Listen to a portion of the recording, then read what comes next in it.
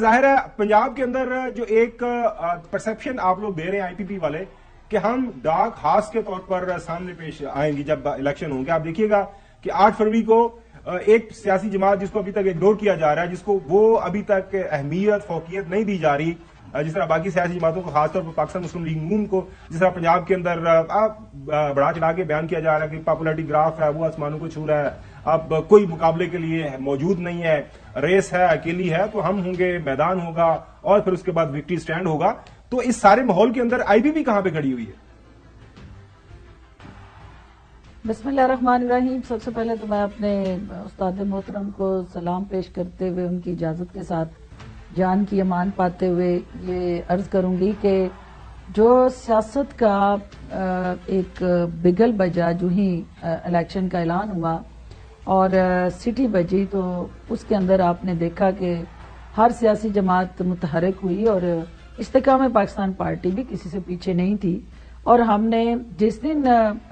Siren بجا election کا 8 فروری کا اعلان ہوا، اسی دن ہمارا حافظ آباد میں کولو تاڑر میں جلسہ تھا. اب دیکھنا یہ ہے کہ سیاسی جماعتیں جو ہیں جو سیاست کس لیے کر رہی ہوتی ہیں، کس مقصد کے لیے وہ یہ سارا پاپڑ بیلتی ہیں اور مشکل ترین حالات کا سامنا کرتی ہیں، اور پھر قیدیں کوئی بھگت رہا ہے، کوئی مقدمات کا سامنا کر رہا ہے، کوئی مختلف الزامات کی زد میں ہے. تو یہ سارا جو پولیٹیکل سنیریو ہے جس کے ساتھ جڑا اس کا ایک مسلسل اس جماعت کا اور اس فرد کا ایک رول ہوتا ہے. یہ الیکشن کے اندر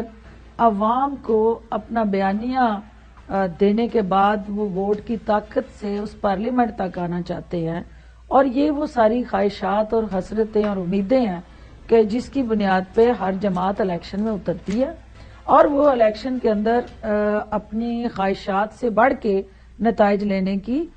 کوشش کرتی ہے. ہماری چونکہ جماعت جو ہے وہ استحکام پاکستان پارٹی ایک نومولود جماعت ہے. 9 مئی کے بعد ہمارا جنم ہوا اور اس کے بعد ہم نے بہت کم وقت میں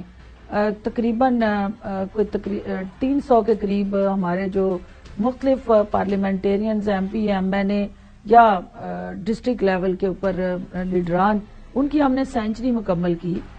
3 سینچری. اور اس کے بعد ہم یہ ٹارگٹ کر رہے تھے کہ ہم نے اپنی جو سیاسی حکمت عملی ہے اور جو ہماری ایک نیٹ پریکٹس کا عمل ہے وہ کانسٹیچوئنسی وائز ہم کر رہے تھے اور ہم اپنے نشان کے منتظر تھے. جو ہی ہمیں نشان مل گیا، شاہین کا نشان جو ہے وہ آپ کو پتا ہے کہ ہمیشہ اونچی پرواز کرتا ہے، اور جو جماعت اس نشان کے ساتھ میدان میں آئی ہے وہ نیچی پرواز کے لیے نہیں، وہ بھی اونچی پرواز کے عزم کے ساتھ میدان میں اتری ہے. اب یہ دیکھنا ہے کہ ہمارا پریکٹیکل جو اسٹریٹجی ہے وہ کیسے گراس روٹ پہ نیٹ ورکنگ کے ساتھ جڑتی ہے اور الیکشن والا دن جو ہے وہ کیسے ہمارے عزائم کی تکمیل کرتا ہے. تو یہ وہ مرحلہ وار پروسیس ہے جس پہ ہم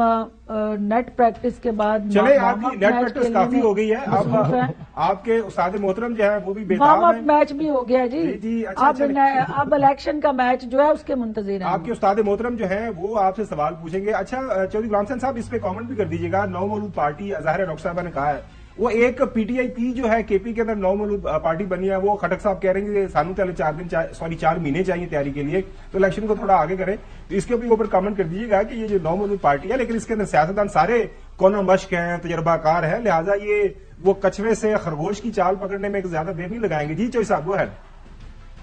نہیں ڈاکٹر صاحب یہ فرمائیں کہ اس وقت تک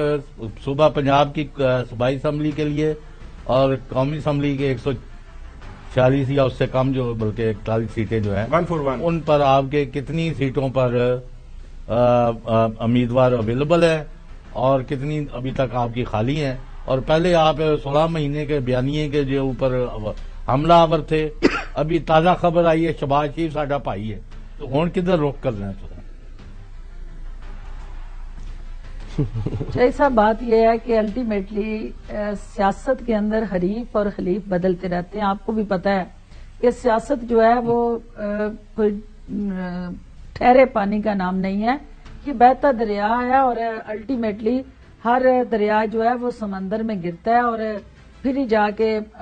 ایک طاقت اور اس کی حیثیت واضح ہوتی ہے. چونکہ استحکام پاکستان پارٹی جس کا نام ہی ملک کے اندر استحکام لانا ہے معاشی اور سیاسی، اور وہ سیاست کے ڈائنامکس کو بدلنے کے لیے آئی ہے. وہ روایتی سیاست سے نکل کے ایک وزاداری، رکھ رکھاؤ اور روایات کے ساتھ جڑی جو سیاست دفن ہو گئی تھی اس کو زندہ کرنے آئی ہے. تو ہمارا فوکس اور ٹارگٹ کھینچا تانی، تصادم، ٹکراؤ اور انتشار نہیں ہے. ہم یکجہتی کی سیاست کرنا چاہتے ہیں، اور آپ کو پتہ ہے کہ جہانگیر ترین صاحب کا جو مزاج ہے انہوں نے ہمیشہ لوگوں کو جوڑنے کی بات کی ہے، اور انہوں نے ملک کی پسے ہوئے لوگ جو ہیں وہ سماجی کارکن کے طور پہ ان کے آنسو پوچھے ہیں. علیم خان صاحب کی بھی آپ کے سامنے ہیں خدمات کے،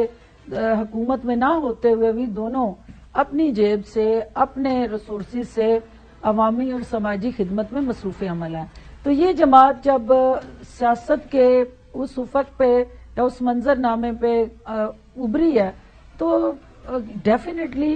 تمام سیاسی جماعتوں کے ساتھ بات چیت، ان کے ساتھ کنسلٹیشن اور ان کے ساتھ مل کے پاکستان کو آگے لے جانے کی اچھا میڈم، جو حکمت عملی ہے یہ مجھے بتائیے گا. بات چیت کرنا جو ہے وہ تو کوئی بری بات نہیں ہے. نہیں، اچھی بات آپ نے ملاقات کی ہے. سوال یہ ہے کہ آپ نے جیسے فرمایا کہ یہ جو آپ کی سیاسی جماعت ہے یہ مارز وجود میں آئی 9 مئی کے بعد، یعنی اس کی ڈیٹ آف برتھ کیا ہم 9 مئی 2023 کہہ سکتے ہیں کہ جب جو ہے وہ ایک جتھے نے